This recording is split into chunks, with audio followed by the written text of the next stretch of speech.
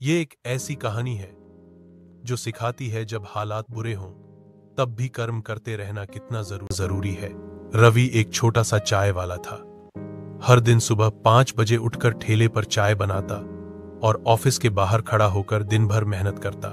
लेकिन हाल ही में पास में एक बड़ी कैफे की ब्रांच खुल गई थी। लोग अब उधर जाने लगे थे। रवि की बिक्री आधी से भी कम हो गई। वो परेशान रहने लगा।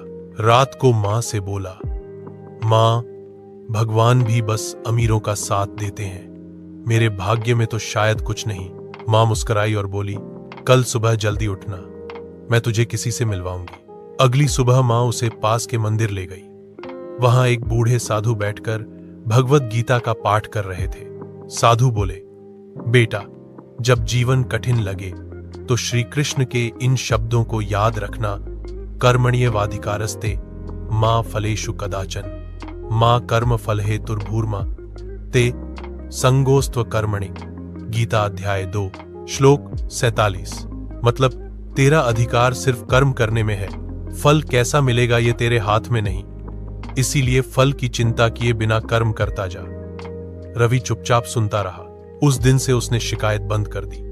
वो हर ग्राहक से मुस्कान से पेश आने लगा, चाय में और स्वाद लाने लगा और आसपास की सफाई का ध्यान रखने लगा।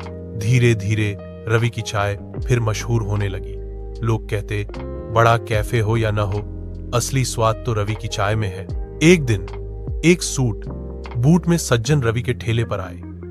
उन्होंने चाय पी, मुस्कुराए और बोले, तुम्हारी चाय में कुछ तो खास है, क्या तुम अपनी एक छोटी सी दुकान खोलना चाहोगे? रवि थोड़ा चौंका, फिर बोला, साहब, सपना तो देखा था पर पैसा नहीं है। वो आदमी हंसते हुए बोला, पैसे की चिंता मत करो, मैं एक बैंक का मैनेजर हूं और मैं तुम्हारी मेहनत का ग्राहक हूं।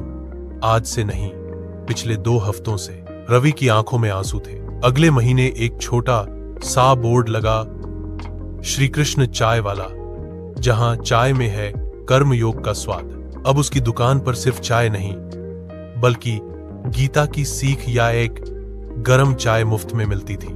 सीख, जब तुम सच्चे कर्म पर विश्वास करते हो तो ईश्वर भी ग्राहक बनकर तुम्हारे पास आते हैं। अगर इस कहानी ने आपको मुस्कुरा दिया हो शायद, तो कमेंट कीजिए।